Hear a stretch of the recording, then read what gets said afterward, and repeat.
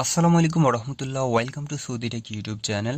বন্ধুরা, হুরুপ সম্পর্কে আপনারা ইউটিউবে অনেক ভিডিও দেখছেন, এমনকি আমিও হুরুপ নিয়ে অনেক ভিডিও ছাড়ছি ইউটিউবে। আজকের ভিডিওটি আমার অন্য সকল ভিডিও থেকে অনেক আলাদা হবে। আমি চেষ্টা করব যে হুরুপ নিয়ে কিছু সিক্রেট এবং সত্য তথ্য দিয়ে প্রবাসী ভাইয়ের উপকার করতে চাই যারা হুরুপ নিয়ে দেশে গেছেন, এবং তাদের সবার একটাই প্রশ্ন যে আমি কবে আবার সৌদি আরব আসতে পারবো, বা আমার কয় বছরের ব্যান করা আছে সৌদি আরবে, আমি কি আদৌ সৌদি আরব ঢুকতে পারবো কিনা। তাদের উদ্দেশ্যে ভিডিওটি আজকে আমার। আপনারা অবশ্যই সম্পূর্ণ ভিডিওটি দেখবেন, আমি খুব একটা লং করব না ভিডিও।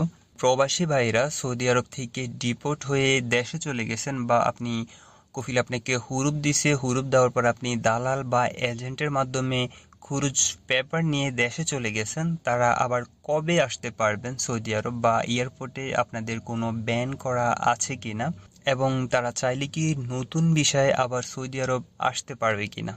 তো প্রথমে আমরা দেখি যে যাদেরকে কফিল হুরুপ দেয়, বা সৌদি আরব থেকে যারা ডিপোর্ট হয়ে দেশে যান, দেশে যাওয়ার আগে আপনার সৌদি আরব এখানে কি ঘটে তাদের সাথে। বেসিক্যালি হয় আমাদের যাদের হুরুপ আছে, আমরা লিগেল ওয়েতে তারা চাইলেও দেশে যেতে পারেন না, কারণ হুরুপের সমস্যাটা অনেক বেশি প্রবলেম করে। আপনার সাথে সাথে খুরুজ লাগতে চায় না, বা ছোটখাটো ভায়োলেশনে অনেকের খুরুজ লাগে না। আপনারা যাদের হুরুপ আছে তারা বিষয়টা খুব ভালো করে জানবেন। যাদের হুরুপ আছে তাদেরকে যদি রাস্তায় বা কোথাও পুলিশ ধরে, আপনার আকামা চেক করার পর যখন দেখবে যে আপনার আকামার উপর হুরুপ দেওয়া, তাদের সবাইকে কিন্তু আটক করে না, তাদের সবাইকে ছেড়ে দেয় পুলিশ।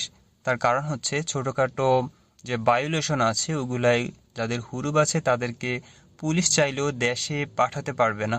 তো সেই ক্ষেত্রে আমরা অনেকেই দালালের মাধ্যমে আউটপাস নিয়ে দেশে চলে আসি, অথবা অনেকে সরতা বা জাওজাতের কাছে কেউ টাকা দিয়ে ধরা দেয় যে হ্যাঁ আমাকে এমন কিছু ভায়োলেশন দেন বা এমন কিছু কেস দেন যাতে আমি দেশে যেতে পারি। এমন অনেক আপনাদের যাদের হুরুপ আছে তারা এই বিষয়ে খুব ভালো করে জানবেন। এবং কেউ কেউ তো এমন সব তরিকা খোঁজে যাতে তাদের খুব তাড়াতাড়ি খুরুজ লেগে যায়। এমনিতে তো হুরুপ দেওয়া আছে, এই জন্য তাদের কফিল বা কোম্পানির সাথে খুব একটা কানেকশনও নাই যে তাদেরকে বলে খুরুজ লাগিয়ে নিবে। তো তখন আমাদের এজেন্ট বা দালালকে ধরতে হয় যে ভাই আমার হুরুপ আছে, তো আমাকে খুরুজ লাগিয়ে দেশে যাওয়ার ব্যবস্থা করে দেন। তো তখন তারা ব্যবস্থা করে দেয় আমাদেরকে। আমি প্রথমেও বলছি, ছোটখাটো ভায়োলেশনে কারো যারা হুরুপ আছে তাদের খুরুজ লাগে না।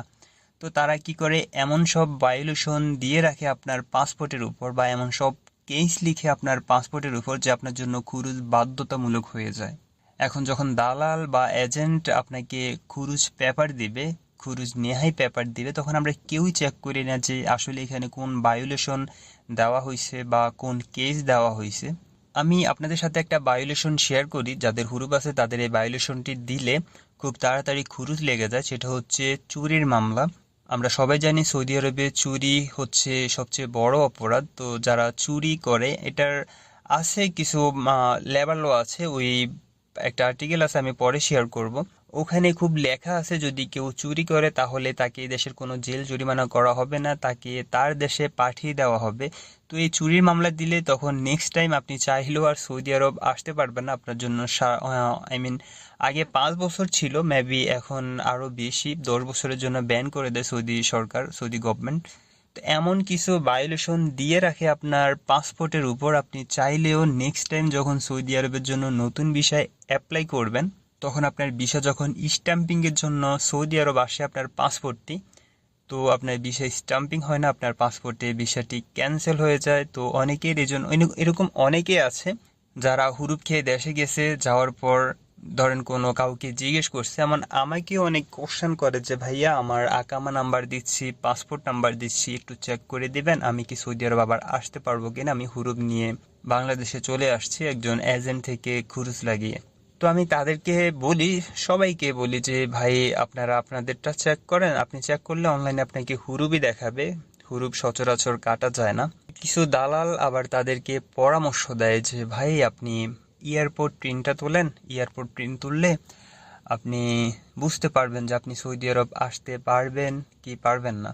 তো যাদের হুরুপ আছে তাদের অনেকেরই এয়ারপোর্ট প্রিন্টে কিন্তু কোনো কেস ঝামেলা দেখায় না। এরপর অনেকে নতুন ভিসার জন্য অ্যাপ্লাই করে। অ্যাপ্লাই করার পর এই যে কিছুক্ষণ আগে আমি বলছি যে আপনার পাসপোর্ট যখন স্টাম্পিংয়ের জন্য সৌদি আরব পাঠায় তখন আপনার ভিসাটি ক্যান্সেল হয়ে যায়, আপনার পাসপোর্টে ভিসা স্টাম্পিং হয় না। তো নতুন ভিসার জন্য অবশ্যই তো অনেকে টাকা জমা দেয়, মিনিমাম 2 থেকে 3 লাখ টাকা জমা দেওয়ার পর আপনার ভিসা স্টাম্পিংয়ের জন্য সৌদি আরবে পাঠায়। দালাল তখন অনেকেরই টাকাও দেয় না। আমার কাছে এরকম অনেক রিপোর্ট আছে যে নতুন হুরুপ খাইছে, হুরুপ খাওয়ার পর নতুন ভিসার জন্য অ্যাপ্লাই করছে বা নতুন ভিসা নিছে কারো কাছ থেকে, নেওয়ার পর ওনার ভিসাটি ক্যান্সেল হয়ে গেছে। সবার যে ক্যান্সেল হয়েছে তা না, আবার অনেকে আসতেও পারছে। আমি বলি না যে 100% ক্যান্সেল হয়ে গেছে, ধরেন 80%-এর ভিসা অনেকের স্টাম্পিং হয় না, 20% অনেকের লাক ভালো থাকলে বা যাদের ভায়োলেশন ছোটখাটো থাকে তাদের ভিসা লেগে যায়। তো এখন কথা হচ্ছে যারা হুরুপ নিয়ে দেশে গেছেন তারা কি করবেন, তারা কি আদৌ আসতে পারবেন সৌদি আরব?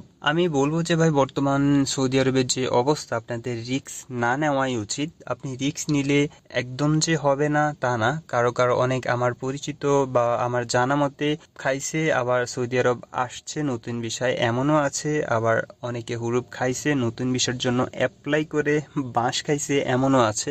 সরি ফর টক। তো আমার শেষ কথা হচ্ছে, যারা হুরুপ খাইছেন এয়ারপোর্ট প্রিন্টে ভাই আপনাদের এমন কোনো ভায়োলেশন লেখা থাকবে না যে আপনি সৌদি আরব আসতে পারবেন কি পারবেন না। শুধু শুধু কোনো দালালকে এয়ারপোর্ট প্রিন্টের জন্য টাকা দিয়ে আপনার টাকা অপচয় করবেন না, তাদের জন্য এই একটা তাগিদ থাকবে আমার। আর আমার জানা মতে বর্তমানে যারা হুরুপ নিয়ে দেশে যান তাদের জন্য সৌদি সরকার আজীবনের জন্য নিষিদ্ধ করে দিছে। তো সেক্ষেত্রে ভাই আপনি সৌদি আরবের জন্য ট্রাই না করে আরো অনেক কান্ট্রি আছে, দুবাই আছে, কাতার আছে, বাহরাইন আছে, ওমান আছে, কুয়েত আছে, আরো অনেক মিডল ইস্ট আছে, আপনারা ওখানে ট্রাই করেন। হুরুপ খেয়ে যদি একবার সৌদি আরব থেকে যান, শুধু শুধু দালালের খপ্পরে পড়ে আপনার কষ্টার্জিত টাকাটি নষ্ট করবেন না। যদি ভিডিও ভালো লাগে তাহলে অবশ্যই লাইক অ্যান্ড শেয়ার করবেন। ভালো থাকবেন সবাই। আল্লাহ হাফেজ, বাই বাই।